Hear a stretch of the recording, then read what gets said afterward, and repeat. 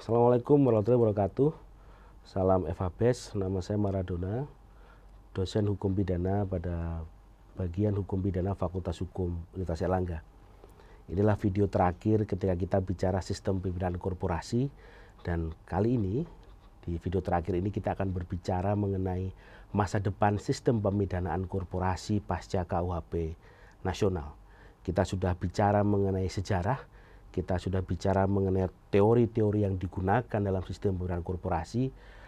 Pertanyaan berikutnya adalah bagaimana sistem di negara kita, terlebih pasca diberlakukannya KUHP nasional melalui Undang-Undang Nomor 1 Tahun 2023. Saya ingin mulai mengenai sistem yang existing saat ini.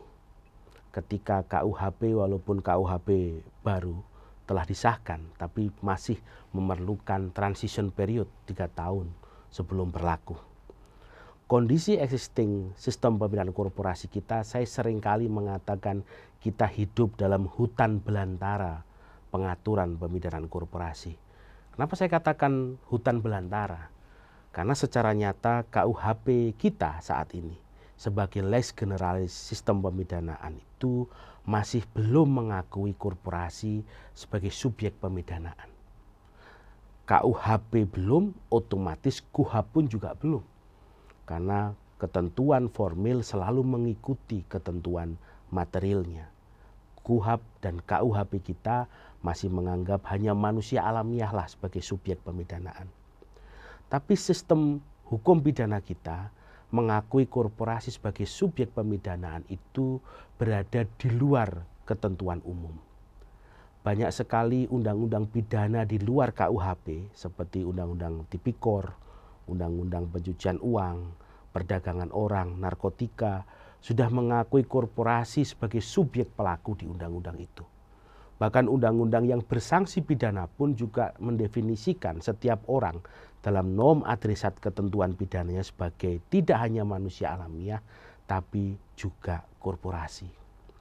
Sehingga konsekuensi logis dari itu, pengaturan pemidanaan korporasi itu tersebar di berbagai perundang-undangan, baik undang-undang pidana maupun undang-undang bersanksi pidana. Karena pengaturannya tersebar, maka seringkali terjadi perbedaan pengaturan, perbedaan istilah antara satu undang-undang dengan undang-undang yang lain. Saya kasih contoh misalnya dalam Undang-Undang Tipikor, undang-undang itu menggunakan terminologi pengurus untuk menggambarkan organ korporasi atau manusia alamiah dalam korporasi yang dapat melakukan perbuatan. Di sisi lain dalam Undang-Undang Tindak Pidana Pencucian Uang menggunakan terminologi personil pengendali korporasi. Sehingga sudah sangat jamak ketika jaksa menggunakan dakwaan kumulatif Undang-Undang Tipikor dan Undang-Undang Pencucian Uang dalam satu dakwaan, maka dia harus memastikan ketika yang dibicarakan adalah Tipikor, maka harus menggunakan terminologi pengurus.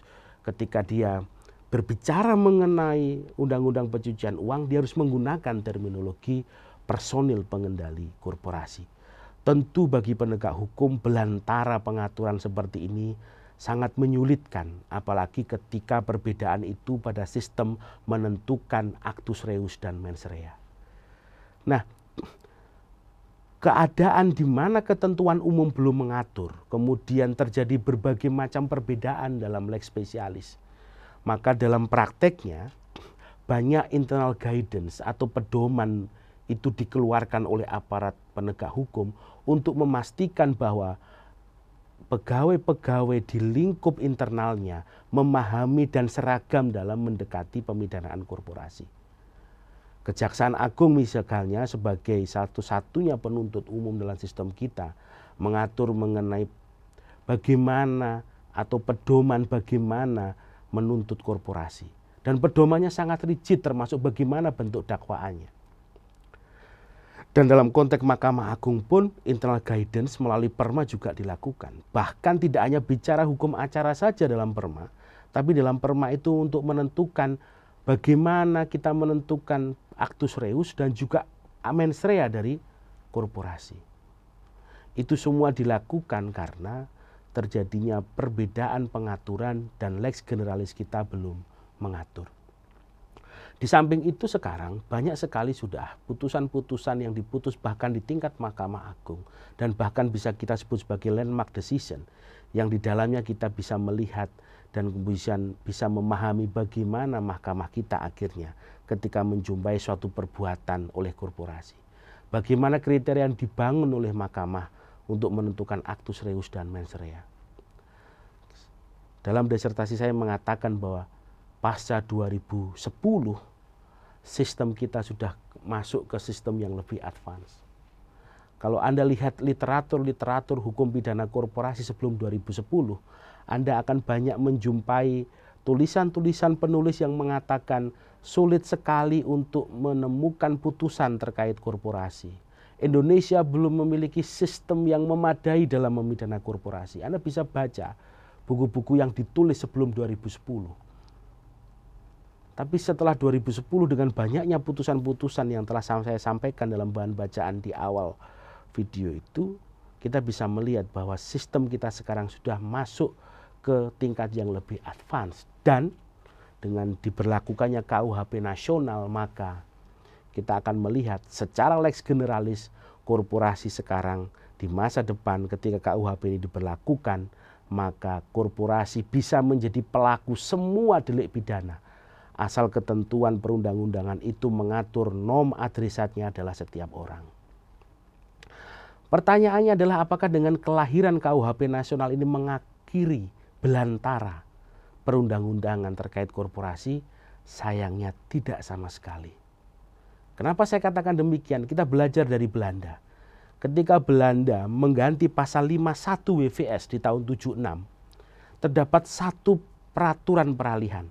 Pasal 51 WVS di tahun 76 itu adalah tonggak berdirinya korporasi sebagai subjek hukum pidana. Karena dengan pasal 51 yang baru itu, korporasi merupakan subjek hukum sebagaimana manusia alamiah. Tapi Belanda memutuskan melalui aturan peralihan bahwa dengan berlakunya pasal 51 WVS, maka pasal 15 Wet of Economic Delicten itu dicabut. Kenapa pasal 15 Wet of Economic Delicten dicabut? Karena saat itu Belanda hanya punya satu ketentuan yang bisa memidana korporasi, yaitu Wet of Economic Delicten. Dengan mencabut pasal 15 Wet of Economic Delicten, Belanda ingin memastikan terjadinya unifikasi sistem pemidanaan. Sistem pemidanaan korporasi hanya harus tunduk pada pasal 51 WVS. Bagaimana dengan KUHP nasional kita? Saya katakan kita tetap akan ada di belantara pengaturan dan saat ini kita ketambahan satu pohon lagi, yaitu pohon KUHP nasional. Dari mana kita bisa mengatakan itu?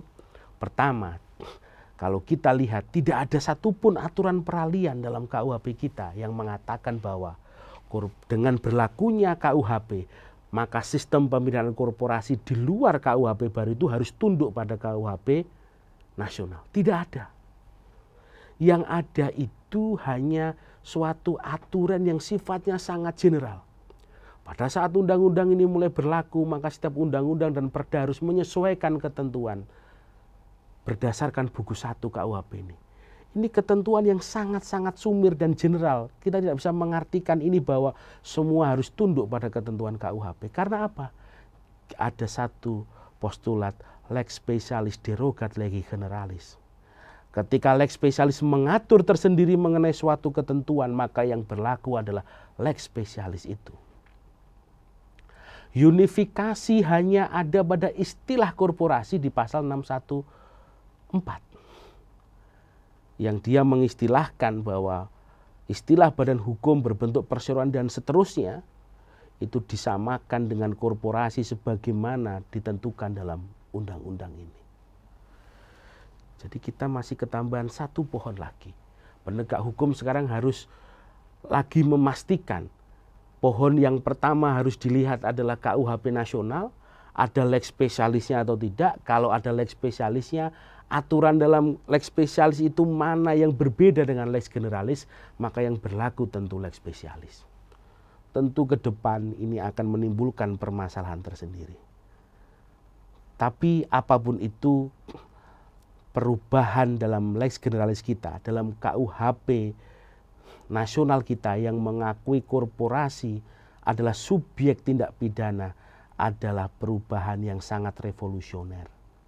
Ini perubahan yang sudah ditunggu-tunggu karena hampir semua negara dalam kitab undang-undang hukum pidananya mengakui korporasi sebagai pelaku delik. Dalam pasal 45 dan 146 kita bisa melihat bahwa korporasi merupakan subjek tindak pidana. Dan setiap orang adalah orang perseorangan atau korporasi. Ketika pasal 146 ini ada, maka secara teori semua ketentuan pidana yang nom adresatnya menggunakan terminologi setiap orang, maka dia juga termasuk perseorangan atau korporasi. Pasal-pasal perkosaan yang nom adresatnya adalah setiap orang secara teori tentu akan bisa dilakukan oleh orang perseorangan atau korporasi. Setiap orang yang karena kealpaannya menyebabkan matinya orang misalnya, di masa depan bisa dilakukan oleh orang perorangan atau korporasi. Ini perubahan yang sangat revolusioner karena akhirnya lex generalis kita, sistem hukum kita mengakui korporasi sebagai subjek pelaku di samping manusia alamiah. Siapa itu korporasi? Anda bisa melihat di pasal 45 yang kedua dan 146. Intinya hampir sama dengan ketentuan di lex specialis. Kumpulan terorganisasi baik orang maupun kekayaan. Tapi dia menyebut yang berbentuk badan hukum. Berbentuk apa saja? Perseroan terbatas, yayasan dan seterusnya. Atau yang tidak berbadan hukum. Yang berbentuk firma, persekutuan komanditer dan seterusnya. Tapi kemudian ditampilkan satu terminologi yang bisa menjangkau entitas yang mungkin belum ada. Apa itu terminologi? Terminologi atau yang disamakan dengan itu. Jadi saya katakan terminologi definisi korporasi dalam KUHP kita itu luas, dipersempit dan diperluas kembali. Kenapa luas? Karena menggunakan terminologi kumpulan terorganisir baik orang maupun kekayaan baik berbadan hukum maupun tidak berbadan hukum. Dipersempit karena dia menyebutkan perseroan terbatas yayasan sebagai bentuk korporasi berbadan hukum. Tapi kemudian diperluas lagi dengan terminologi atau yang disamakan dengan itu. Berarti di masa depan ketika ada entitas yang mungkin namanya tidak ada di sini, tapi memiliki karakter yang sama seperti yang ada di sini, maka dia juga dapat masuk dalam terminologi korporasi. Nah, KUHP nasional kita juga memberikan kemudahan dengan mendefinisikan dan mengatur bagaimana cara menentukan tindak pidana. Dan bagaimana kita menentukan pertanggungjawaban pidana. Dalam pasal 46, actus reus atau tindak pidana, korporasi dikatakan melakukan tindak pidana itu jika apa? Di pasal 6 dikatakan korporasi dianggap melakukan tindak pidana jika tindak pidana tersebut dilakukan oleh pengurus. Pengurus yang apa? Pengurus yang mempunyai kedudukan fungsional dalam struktur organisasi korporasi. Jadi pertama dilakukan oleh pengurus yang memiliki kedudukan fungsional. Apa itu kedudukan fungsional? Dalam penjelasannya dapat kita lihat. Adalah orang yang memiliki kewenangan mewakili, mengambil keputusan termasuk yang berkedudukan sebagai orang yang menyuruh lakukan, turut serta dan seterusnya. Tapi tidak hanya itu, tindak pidana itu juga dapat dikatakan dilakukan korporasi jika dilakukan oleh orang yang berdasarkan hubungan kerja. Apa itu berdasarkan hubungan kerja? Berdasarkan hubungan resmi antara orang dengan perusahaannya. Tapi diperluas lagi atau hubungan lain di luar dari hubungan kerja. Misalnya dalam penjelasan dikatakan kontrak kerja yang bersifat sementara. Sepanjang orang tersebut bertindak untuk dan atas nama korporasi. Itu pasal 46. Pengurus atau orang yang berdasarkan hubungan kerja atau hubungan orang lain bertindak untuk dan atas nama korporasi. Di pasal 47 tindak pidana itu diperluas. Tidak hanya pengurus atau orang yang memiliki hubungan kerja, tapi tindak pidana korporasi itu dapat dilakukan oleh orang pemberi perintah, pemegang kendali atau pemilik manfaat korporasi yang berada di luar struktur organisasi tapi dapat mengendalikan korporasi. Kita mengenalnya ini sebagai fungsional daderskap, bahwa tindak pidana korporasi itu dapat diderivasi oleh seseorang yang sebenarnya tidak ada hubungan secara ofisial dengan perusahaan. Orang itu tidak di dalam, orang itu tidak punya hubungan kerja. Tapi orang ini secara nyata memegang kendali. Dia di luar struktur tapi dapat mengendalikan korporasi. Ada beneficial owner misalnya di situ. Ada pelaku fungsional di situ. Sehingga perbuatan orang-orang ini walaupun dia tidak resmi ada di korporasi, dia di luar, tapi bisa dibuktikan dia ternyata dapat mengendalikan aktivitas korporasi, maka perbuatan itulah dapat dikatakan dilakukan oleh korporasi. Di pasal 46 dan 47 KUHP nasional kita, pembentuk undang-undang sudah mengatur mengenai kriteria apa yang dapat digunakan untuk menentukan suatu tindak pidana dilakukan oleh korporasi. Dalam pasal 48, pembuat undang-undang juga menyiapkan atau mengatur kriteria bagaimana menentukan pertanggungjawaban pidana korporasi. Ini inline dengan aliran dualistis dalam hukum pidana yang dianut dalam KUHP nasional kita.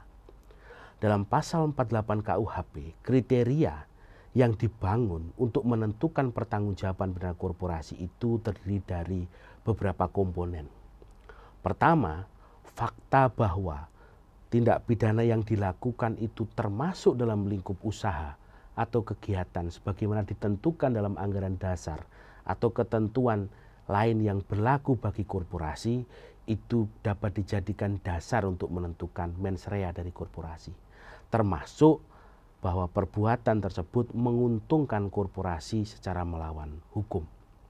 Saya selalu berpendapat bahwa menguntungkan ini tidak harus berbentuk profit, tapi benefit pun juga. Karena bagi korporasi tidak selalu uang, tidak selalu keuntungan yang sifatnya tangible.